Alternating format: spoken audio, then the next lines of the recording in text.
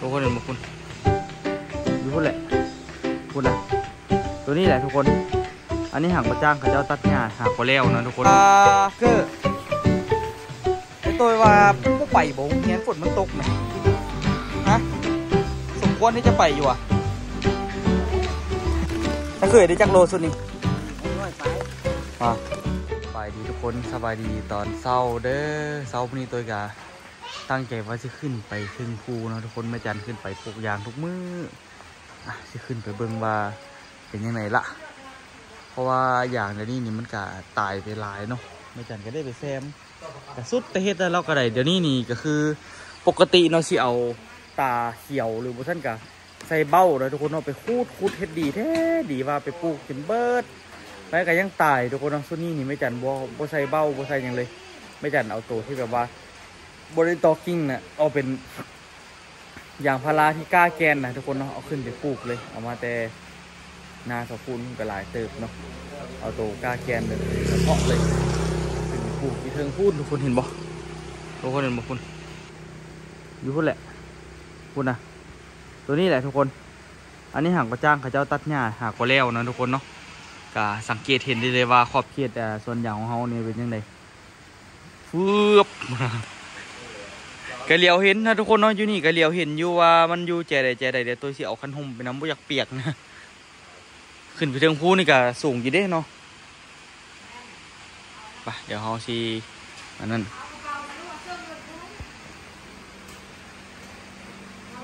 พ่อจอย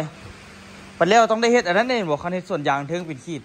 เฮ็ดทางขึ้นไปบนวักกันนะเขาจะเฮ็ดตู้นะบนบางนัดนะไอ้ขี่ไล่รถไถต้องหอดทันซะคุณอะแห้งโหดกว่าเก่าอีกเอาห่อท่านเรือแล้วเอาเที่ยวขึ้นไปหาบนป่ามันวิ่งแล้วก็แปลงข้างขึ้นไปตามสันเลยคือสันที่จริงหา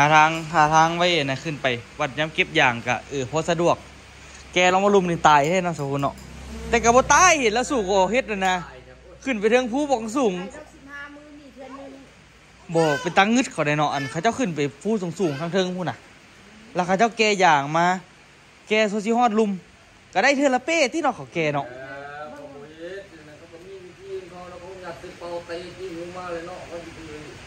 โอ้ยสัวเขาเสียได้เงินเป็นจะตายเนาะทุกแท้ทุกว่าก่อนตัวนี้ขั้นว่ากิ้งกระสอบแล้วนี่บ่อยเว้าเลยกินลาวัดดิคนอยู่ฝั่งนั้นนี่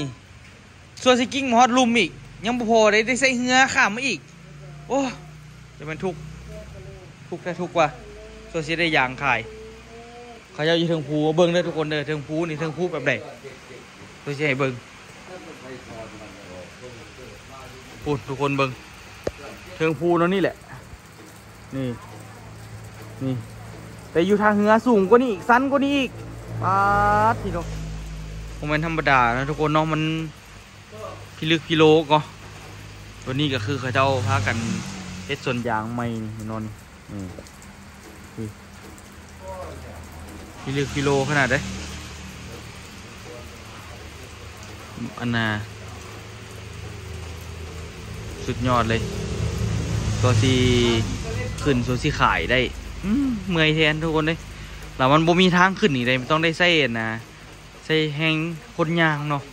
ยอมใจที่เขาเจ้าปลูกยางเลยตัวน่ะตอนขึ้นไปปลูกกับพอแล้วเด้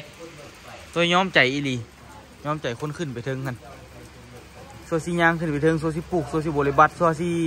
เก็บหญ้าเก็บยุงได้โอ้ยไปแต่เจ็บเส้นขนาดลงทุนกับบ่เป็นธรรมดาเนาะซื้อยาขายหญ้าเหมือนกันบ่หญ้าดูแลบ่ได้อีกอย่างบ่ใหญ่ก็ทุกคนมื้อนี้กลับมาสิเฮ็ดเวียกเฮ็ดโตเฮ็ดตังมึงอันนี้ก็สิล่มตอนไหนกับบ่ฮู้นี่ไปเดี๋ยวขึ้นไปนำกันว่าสิเป็นยังไง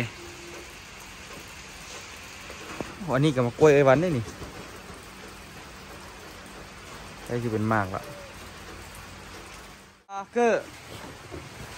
ไอ้ตัวว่าบ่ไปบ่เฮียนฝนมันตกนะฮะสมควรที่จะไปอยู่อ่ะไปเอาลองมึงดู อ๋อเนี่ยของดีเด้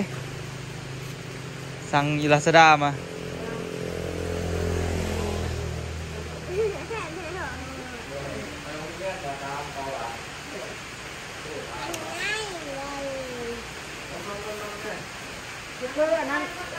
ฮีดซิปเกาะซิปยูลุมน่ะเกอร์กะลี่ข้างหลังเอา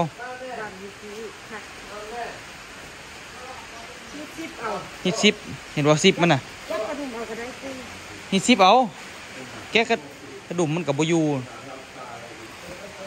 นะซิปอยู่นี่นี่นะนี่นะโน่นนี่อยู่กับตั้มนี่เนาะ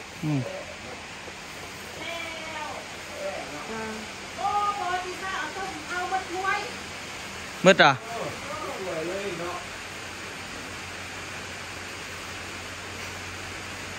ได้อยู่อ่ะแต่เที่ยวเขาก็ฮีดอยู่กระเป๋าเองกระเป๋าแผ่นนี่นะอยู่บ่บนนั้นก็ซุปไปทั้งหน้าตัวเนาะก็เฮ็ดเอาขึ้นก่อนเอาก้นขึ้นก่อนได้อยู่ดอกมันก็อยู่ข้างหลังกับบุเปียกแห้งดอกฝนบุได้แห้งแห้งขึ้นมันก็เอานี่ซุปเบิ้งเอาเปล่าเถอะเอาเสื้อนี่ซุปเปียกได้บ่เอาบุซุปบ่ได้เปียกเอาค่ากระเป๋านะกระเป๋าก็ใหญ่พูดไปลูกซูมอ่ะเรียกก็ลูกซูมเอาไปซูมข้างล่างพกเอาไปลูกแล้วไปลูกจะคุยเจ้า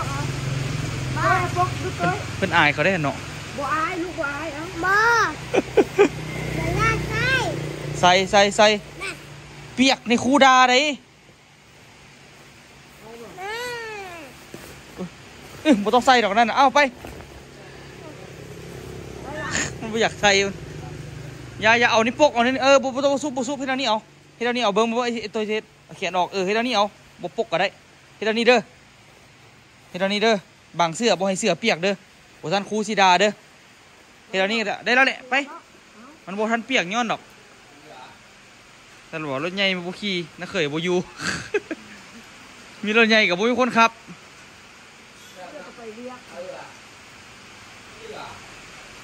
บุเปียกบุทันเปียกย้อนดอกสำนี่รีฝนเด้อเก้อเด้ออย่าให้เสื้อเปียกเด้อไปหนุ่งยากเนาะสิ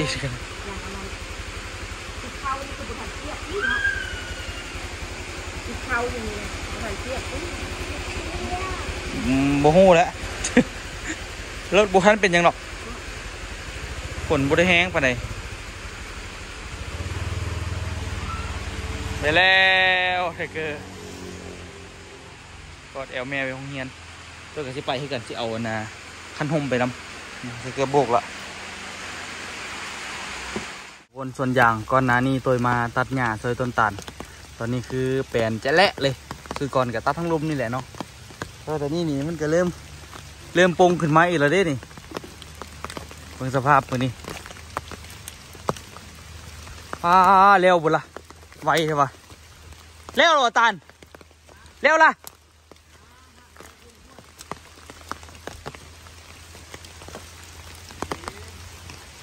พักฟื้นมานี่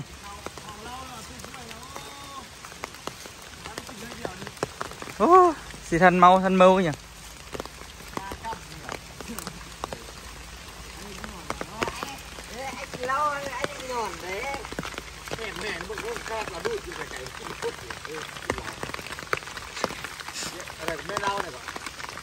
ฮะ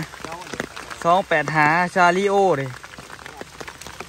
เอากระแทะขึ้นเพลงเลยที่เราไม่จัดขึ้นภูจะขึ้นภูไม่จัด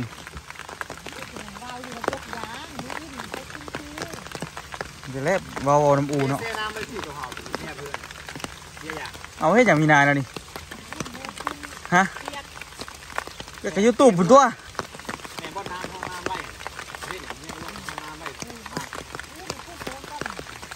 700 วอลลุ่มป่ะสุดนี่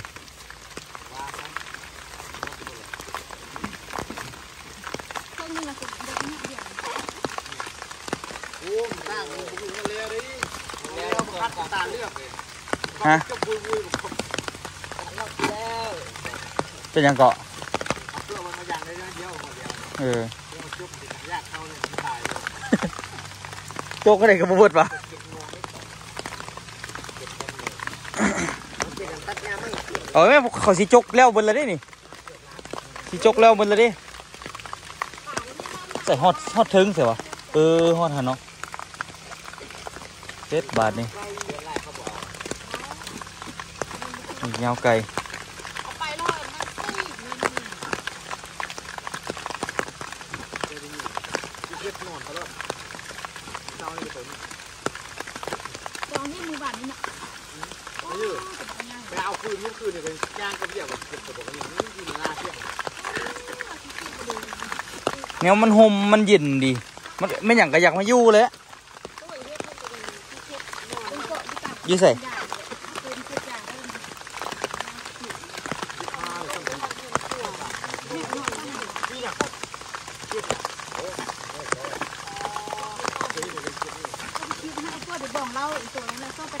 กะว่าละ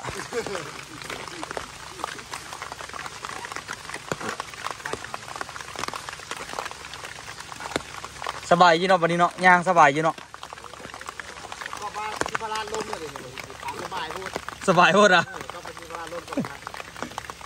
มือแต่ตัดไปได้แล้วเถอะเนาะ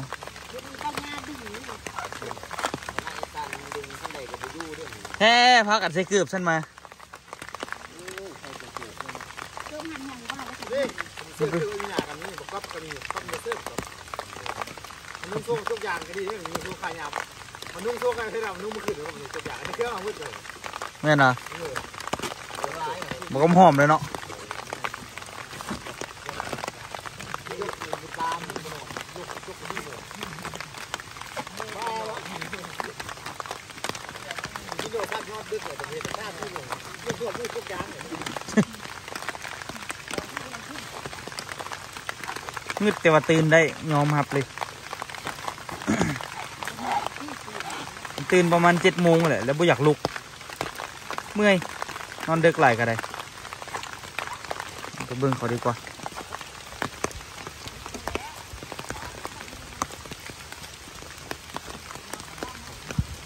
เบิ่งยางเจ้าจกก็ถือว่าได้หลายได้ทุกคนสอบห้อมนี้ขนาดว่ามีแต่เครื่องส่วนก็ได้1 2 3 4อาจจะได้อยู่ประมาณ6 เป่าขนาด6 เป่ามีนะฮอดบ่ฮอดเนาะซ้ำพันอ่ะซ้ำที่เห็นอันไหนซ้ำพันก็ยังประมาณ6 เป่าละคันว่านะได้อีกนี่ก็คือสิได้เพิ่มขึ้นมาอีก6 เป่ากับคันเทียบอยู่ทางเทิงนี่ก็ได้อีกเพิ่มอีกอยู่โอ้คันได้10มึงเด้อ2 เป่ากับประมาณ100 โลเรือบ่ฮอดกะ6 เป่า300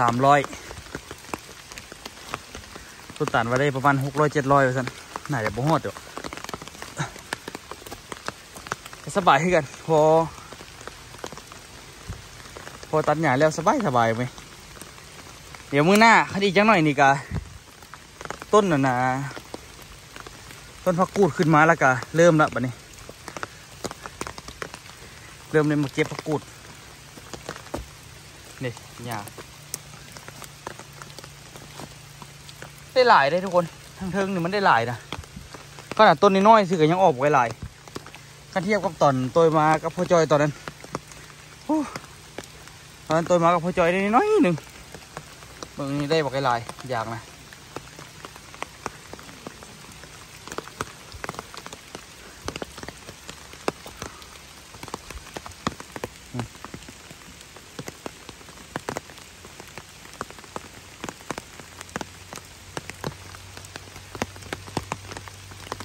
รอเก็บผลผลิต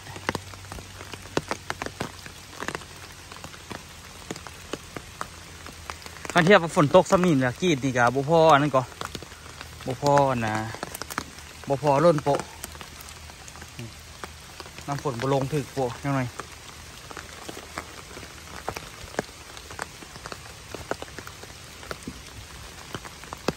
ซ้ำนี่ฝนซ้ำนี่ก็เฮ็ดอย่างมันบ่ได้ในตาเนาะ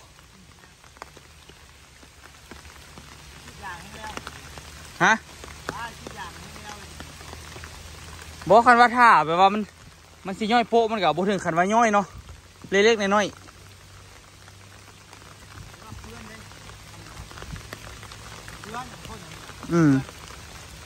มันเปื้อนน้ำหยัง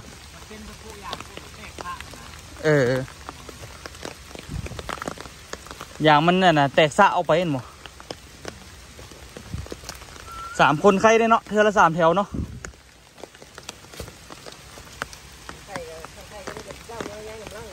เงินวะสาวเทเวียงดิตั้งกระทงมาช่วยแม่เอาหน้าเมื่อกี้จิ๊บเลยวะขั้นก็ไปแล้วต้องมีผู้สาวกั้งคันโฮมสิให้เห็นบ่พี่เจ้เขาเป็นประธานบริษัทเมื่อยแล้วก็ให้หอมแก้มวันนึงเมื่อยแล้วก็หอมแก้มแล้วก็น้ำไปในท่อแล้ว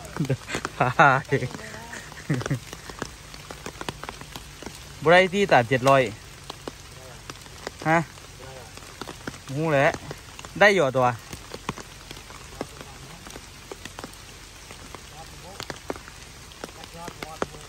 แต่ทางเทิงพี่น่ะแต่กี้กีดบ่ออกก่อนเดี๋ยวนี้ออกไปออกหน่อยน่ะต้นน้อยๆกับพัดออกลายเดี๋ยวนี้ตั้งดิเบิ่งอันนี้น่ะเป็นสิเต็มปกตินี่ต้นน้อยๆอันนี้น่ะโอ้ยากสิเต็มนะแต่มันก็เป็นช่วงก็แถวนะแถวทั้งลุ่มนี่น่ะตานบ่ค่อยออกนะทั้งเทิงพี่ออกดีอยู่ทั้งแถวทั้งกลางนี่น่ะปกติบ่ออกแต่ว่าสุดนี้นี่ออกว่ะ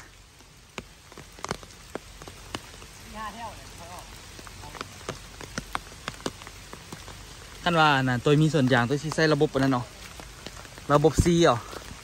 สว่านเจาะอ่ะสว่านเจาะทอเสียบสว่านเจาะทอเสียบฝนตกกับบ่ย่านเฮ็ดเป็นข้าเจ้าสว่านเจาะกับยูไทยนี่ข้าเจ้าเจาะกับบ่เห็นต้นยางสิตายก็มันก็ยังแบบนะสมบูรณ์อยู่พูดนะกี่อย่างนะก่อนบอกง่ายๆอันนี้จนล้นจนได้ใช้2 อันพูดนะเบิ่งเด้อเบิ่งต้นน้อยๆเด้อปกติบ่ออกก็พูดนะปานใส่เย็นเนี่ยยาลิงบ่ได้ใส่ยาอย่างก็ทุกคนนี่ธรรมชาติล้วนๆจะขึ้นไปเบิ่งส่วนยางเพราะว่าผมมีตัดแล้วหมดละแถวนี้คักเลยตอนนี้คือพยายามตัดหญ้าแล้วหมดละ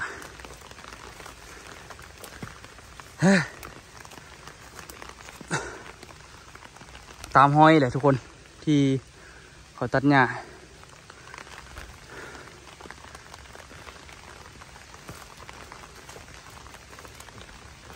จะถือว่าโอเคเนาะตอนแรกก็เร็วไปตัวนี้มันไม่จัดมาปลูกใหม่เราปลูกเนี้ยเรา2 ต้น 2 ต้นเลยบ่ตายเนาะตอนนี้แต่ตอนหน้าบ่ฮู้ว่าสิตายหรือบ่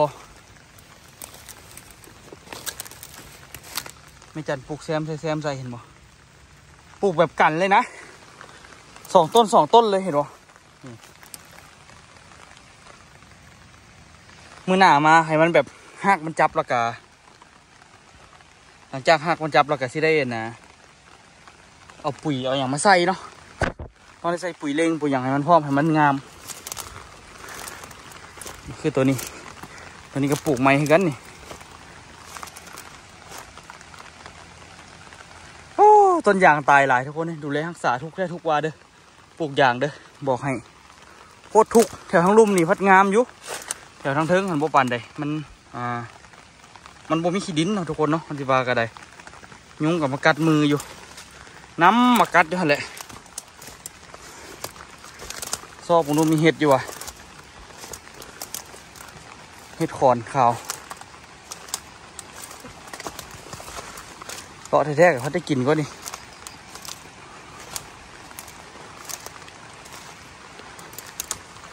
ปกติเห็ดมันออกอยู่นี่ทั้งหน้านี่แหละ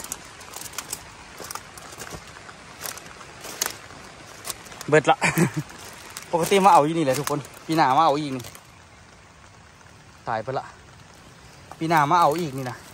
อันนี้ไม่จันไปกินหลายเทื่อแล้วเด้นี่บอกตัวนี้มันแก่ทิ่มแล้วละ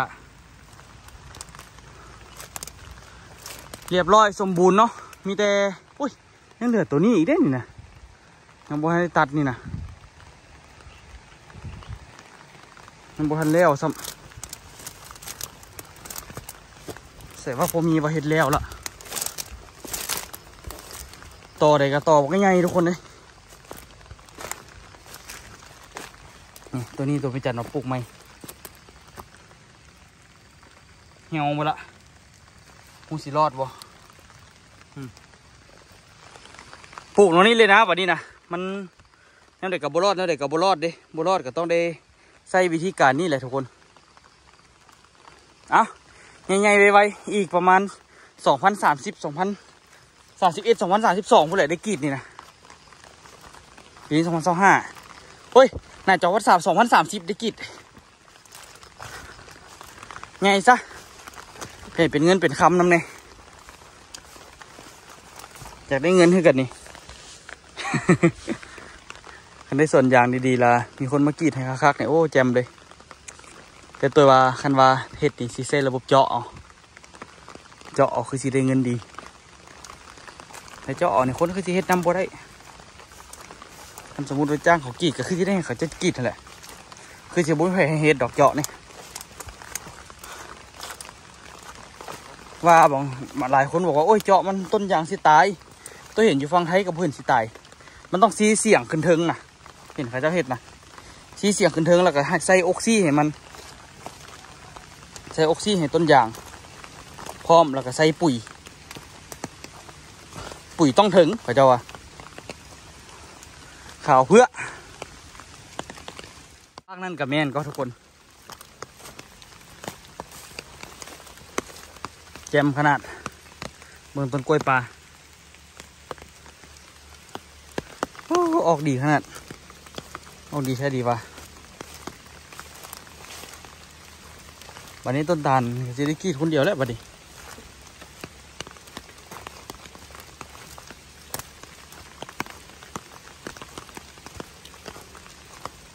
โอ้ได้อยู่ตาล700ได้อยู่เนาะ700ได้อยู่สิเด้ยังหลายอยู่ฮะออกบอกดีออกดีสูสีกับยูรุมเลยเนาะตาเนาะตะกี้นี่มีแต่ยูรุมออกนะ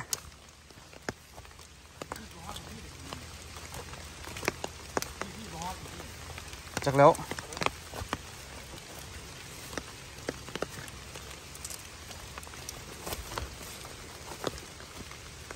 อะไรอัดกุนบ้านนี่แหละครับอย่างเนี่ยอัดกลจกอันนี้ออกแล้วบ้านเราจวดเอาใส่คืนอัดนี่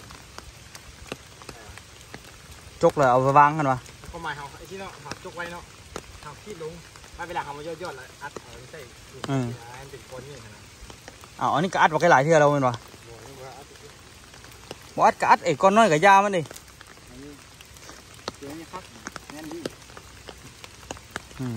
จกง่ายเนาะพอมันได้จกแล้วดิคักโยก็แห้งมันนี่เรือถ้าเคยได้จักโลสุดนี่600ไปว่า630ไปเนี่ยโอ้ตัวตักในเดียวนึงออกมาแล้วตันตัวจกในเดียวนึงออกมาละมาเลยบ้างครับ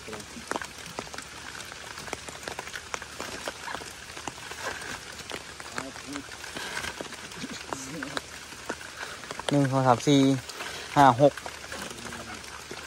700ต้องได้จากผง14อ่ะ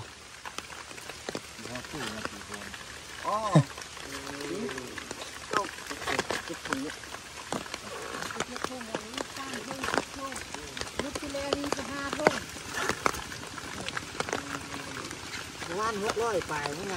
งาน8 ถุงอ่ะ80 โลเลย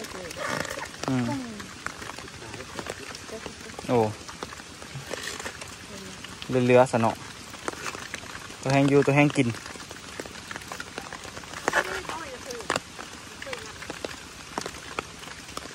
ลายนะ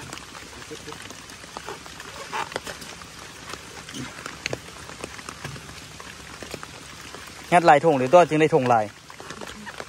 ว่าเนี่ยเขาให้เม็ดนึงเลยถุงยางเอาไปขาย8 ถุงนี้ อย่าว่ายัดลายถงเอาอย่างว่ายัดแน่นลาย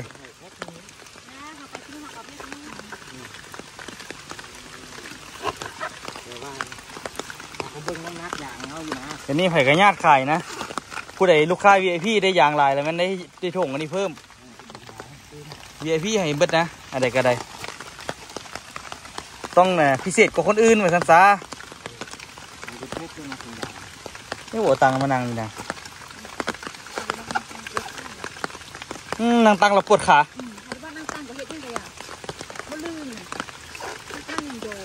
ตายเลยไอ้ยองยออย่าเป็นนาที10 วิกันเหลือตายละ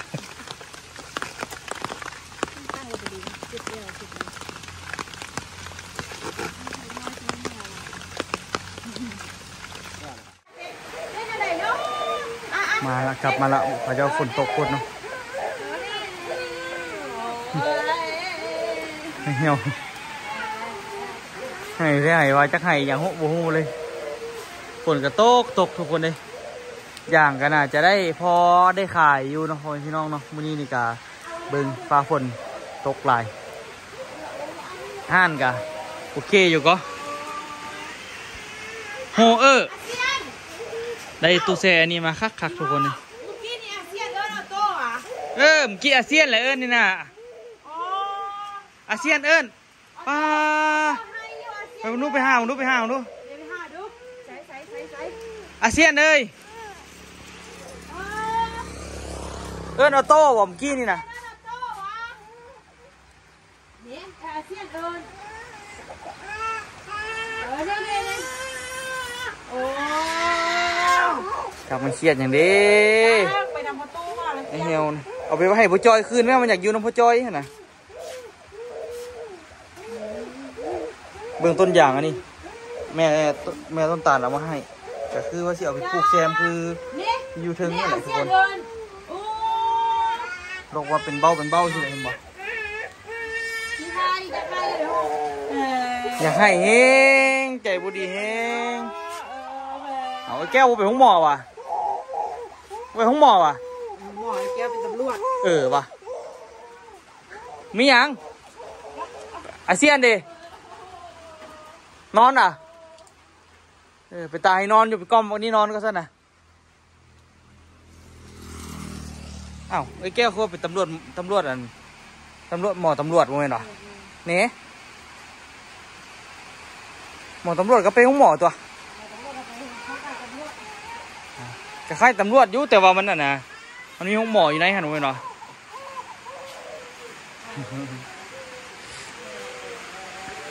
อันนี้แก้วนี่มันเป็นรุ่นธรรมดาทุกคนเนาะออโต้มันจะกินเค้กตีเค้กวันเกิดออโต้แต่โดนแต่นานแล้วนี่นะเค้กสกูติกเอามาให้ตั้งแต่มือวันเกิดพูดนะยังไม่ได้กินปะนี่แนวกินหลายแนวนะทุกคนเนาะอันนี้เลยเซลตู้เย็นนี่ออโต้ก็ให้บนอยู่ทุกคนเลยเมื่อวานได้ขายเครื่องดีกว่าทุกคนเนาะเขาเจ้าอ่ะนะขายยางแล้วเขาเจ้าก็มาใส่นี่ในจำนวนหนึ่งแล้วก็เขาเจ้าขายยางเขาได้เงินเนาะเขามาซื้อใส่ใจเนาะมากินไหมอ่ะมันซื้อวานนี้ผมได้ขายดีอยู่นี่ก็เกิดในต้นตาลเลยยังไม่ได้ขายนะคนอื่นเขาขายไปละกับบุ้งที่ได้ยางคนไหนเนาะได้คนไหนก็ได้ละฝนกระตกมื้อนี้นี่ได้สิตกวัดพื้นแหละเบิ่งจากสภาพละได้สิบุเซาดอกว่าสิซักเครื่องกับบริษัทดอกเหม็นเครื่องฝนตกแล้วนี่แต่ว่าขณะมีเพื่อนบางคนนี่เขาเจ้านะเฮ็ดคือเพื่อนที่ฝ่ายลุงเด่นกับข้างกันก็เฮ็ดบนตากละมันมีหม่องนึงที่เป็นแผงแอร์นะเวลาเปิดแอร์เลยแอร์มันทังไปในหันโอ้ขนาดแห้งไว้แผงแอร์ห้อนท่านนะเบิ่งบรรยากาศเนาะบรรยากาศมื้อนี้ตื่นเช้ามาเราเป็นภูนี่บ่เห็นเลยแหละทุกคนหมอกเข้ามาหลายน่ะเนาะหลายคักหลายเนี่ยเต็มเลยภูนั่นแหละหมอกกุ๊บเลยนะฝนก็ตกทุกคนเลยตกหนักเลยเดี๋ยวเจ้าหน่อยตัวสิลงไป มือโตะเบิ่งตังค์นะโอ้มื้อนี้นี่ต้องได้อันนั้นก็ไปซื้อเครื่องพร้อมเพราะว่าอันนั้นหมดละปูนหมดจะได้ออกไปซื้อใหม่เฮ็ดโตะเฮ็ดตังแกะแบบอย่างเดียวทุกคนซองนี้เบิ่งส่วนกับบ่ได้เฮ็ดอย่างปานนี้กะว่าฝนฟ้าแดดละสิจูดว่าสิล่ะพอทันจูดจักเถื่อเดี๋ยวมันแดดออกเปรี้ยงๆจากมือหนึ่งก่อนสิจูดเพราะว่ามันหกเนาะอันนี้ตัวเสียหญ้าเรียบร้อยละแล้วก็กองพอไว้หันพอแล้วสิเฮ็ดก็คือต้องได้ไปซับดีๆปลูกแต่ว่าบ่ฮู้สิปลูกได้บ่ยามฝนนะนี่อันนี้ก็น้ำมันถึกเลยสิได้ง่ายไปแหละแต่แถวนี้นี่แดดมันอาจจะบ่ถึกเต็มสัดส่วนเนาะอาจจะเฮ็ดหยังบ่ได้บางทีก็ได้ปลูกผักไปเบิ่งอันนี้ตัวปลูกกันนั้นปลูกกันนะอีตู้ไปกินหมูที่ออกวะเพราะว่าเป็นแกนเก่าพอทดเอาให้ตะกี้พุ่นหากเอามาปลูกนี่บรรยากาศอยู่ตามห้านเนาะมืดกึบขาไม่จันมาพุ่นแหละนอกละกาตัวกับที่นั่งลิ้นอยู่นี่แหละเนาะเขาห้านมือนี่เฮ็ดอย่างบ่ได้ดอกฝนตกนะนี่ว่าสิออกเดินทางกับบ่อยากออกแล้วทุกคนมีห้านมีหยังก็อยากเฝ้าเนาะขอห้านหาเงินที่นี่มันก็โอเคอยู่ไปเที่ยวไปอย่างโอ้ยใครได้ทุกคนเนาะชีวิตตอนสมัยนั้นก็คือเที่ยวแบบเต็มที่2 ปีนะทุกคนเนาะเกือบบริยูเฮือน ตามที่ทุกคนเคยเห็นอยู่ในคลิปไปเลย2 ปีที่ผ่านมาตอนนั้นคือบริยูฮอนเฮือนหลับปีกว่าๆนี่แหละตัวยูเฮือนนะส่วนหลายก็ที่ยูลองซานหลายกว่าเนาะทุกคนเพราะว่าบอลหาเงินหาอยู่ที่เบิร์ดน้องทุกคนเนาะถ้าใครที่มาคลิปนี้ก็อย่าลืมฝากกดไลค์กดติดตามช่องตัวยู2 ล้อพลอเด้ออันจะเป็นคลิปประจำวันเลยทุกคนเนาะเป็นอย่างไรเนาะสบายทุกคนสบายดี